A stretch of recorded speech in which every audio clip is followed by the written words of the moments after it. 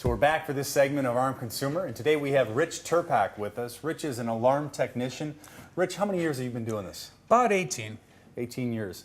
And in your field, what is the license required here in the state of Michigan anyway? The license required in the state of Michigan is basically an approval type process where you must be fingerprinted. They go through your backgrounds, they send your prints to the federal authorities, you run through, they want to be sure that you're safe, that you're a good guy. Okay. You don't want bad people putting in an alarm system. Right, and I noticed these patches on your arms. You had commented something about that. You're required to wear them. On the outermost piece of clothing, I'm in violation, they're not in my jacket. But yes, doing a hold-up alarm in a party store, you screw up. It's a silent alarm. You may not know it goes in. The police come in. That's what those are for. Okay. To identify you. To identify yourself. Okay. So a good friend or family member out of town is wants to have an alarm system or security system installed in their home, and also help to define, is there a difference between an alarm system and a security system? It would seem to be the same. They are typically the same. An alarm system is something that generates an alarm that's typically acted upon local authorities. Not necessarily. They don't have to be monitored. A security system can be defined as a video system, which puts you in charge of making sure it's secure. Which may or may not have an alarm hooked up to Exactly, Okay. exactly. Security is you feel okay. An alarm system sends something out to the outside world. Okay. What would be the one thing you'd be sure that a friend or family member would have if they were to hire an alarm technician out of state? I would be sure that there's an awful lot of the $199 systems. They don't necessarily include complete perimeter protection.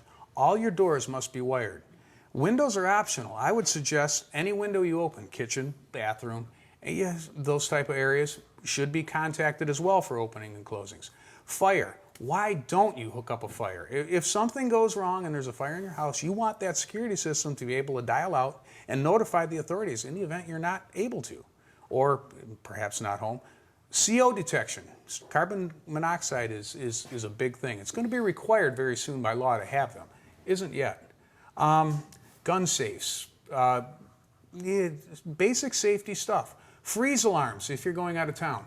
If you leave for the winter months, you know, you want to know if it hits 40 degrees in your house. That's a big mess if you don't. Okay, and nowadays those are pumping them over to your cell phone, the message or whatever, You right? can do that too. Sure, you could have it page your cell. You can have it call your central, who calls your contractor. Mm-hmm. What specifically, though, would you have them look for in the contractor for, you know, as opposed to the install itself? Like, make sure the guy or the gal is XXX, you know? You need the licensing. That's number one. There's training involved in the licensing? There is a test involved that is semi-technical. I say semi. For me, it was semi. I'm a degreed electrical engineer who just didn't want to wear a tie. It's a good basic requirement. They have to have that in order to hold the license. Now, you do not need to be licensed to employ somebody. Now, that's the gray area. You got to make sure their employees, at least the supervisor, is making sure the job is done right. Okay. Do you have to pull a permit when you go to do an install? Depends on the municipality or the locality. So it varies even across Michigan? Oh, yes, by far. This one particular here, I believe, does not. There's one about 3 miles up the street that does. Okay, in the electrical world or the plumbing world or even I think the building world, there are such things as national codes, and I think there's been a trend to try to make national codes. Have you seen that in the building industry, Terry? The tendency is that they're moving towards all coming under the BOLCA code, which it's a book of 2 inches thick that has requirements for just about everything. And they seem to be all coming under that umbrella at this point in time. Rich, have you seen that trend? Is there such a thing in your world, doing alarms? Unfortunately not. In my opinion, it would be a good thing. There are people who are not aware that licensing is required, and there are other people out there installing them who are not. Requiring them to meet the certain code, to pull the permit, to go ahead and have an inspection done, I'm all for it. Okay. I'm spending a ton of money in insurance, you know, licensing fees, keeping up.